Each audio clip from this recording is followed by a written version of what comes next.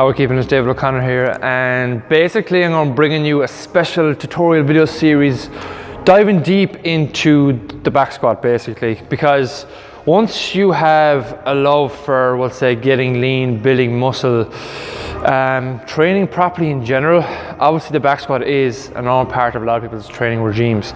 I'm not saying you have to do it, but it is a big part of training programs. It's a big part of my own training program. So what we're going to run through is a little video series basically on some basic points that when you move on to a back squat, what to look out for, what to do in terms of your setup within the rig, bar position on your back, tension, breathing, actual squatting movement itself, and how to progress that. So with the first one, what we're going to work on today with this video is we're going to work on the very, very basic starting point, which nearly everyone leaves out. We're going to work on the setup in terms of on your actual back and unracking and stepping back from the rig.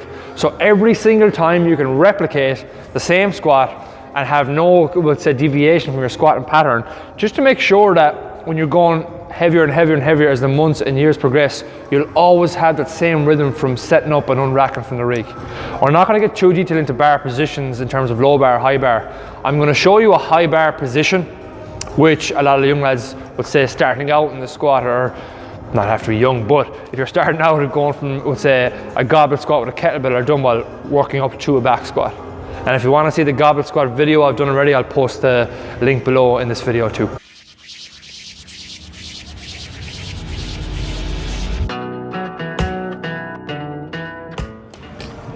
So as I said with this first video, we're going to go through the squat actual setup, and with that, basically there's some very, very basic common points that you just don't want to miss out on. You don't want to be the fool looking like when you're doing the gym as well. So number one is getting set up within the squat rack. Make sure that the bar is not crazy low, or it's not so high that you actually can't position your back. Like getting the kind of happy medium for that in between, where you can squat under, stand and unrack is the nice position you want to be in. So when you re-rack, then you can squat it back in and squat it back down.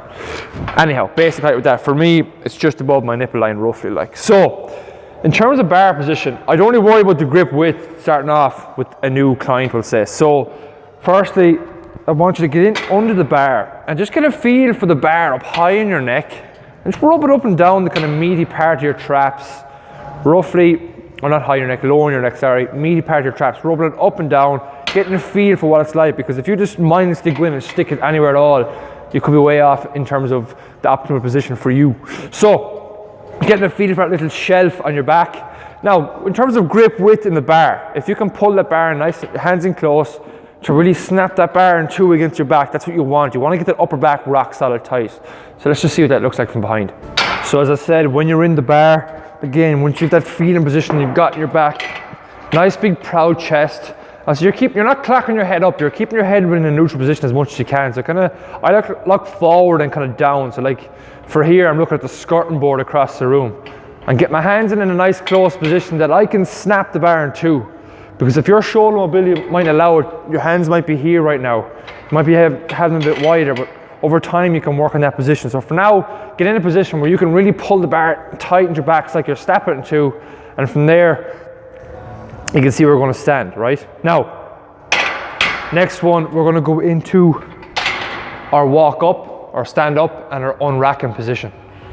So we're looking at two main things here. First one is if you draw a line straight down from the bar, it would directly have your midfoot. So that is the position you want to get within the rig, just roughly outside shoulder width. But look at my stance here now. Small step, bigger step, step again to line it up, and you're ready to go in your squat position. So this is normally called a three-step setup basically. And if you're looking at it here from one angle, small, big, and then reset, and you can tweak them to see, make sure your stance is right. But do that every single time, and your squat, believe me, will be way better than what it could be if you have no system for unracking for the rig every time. It just helps with maintaining your little system every single time you get under a bar.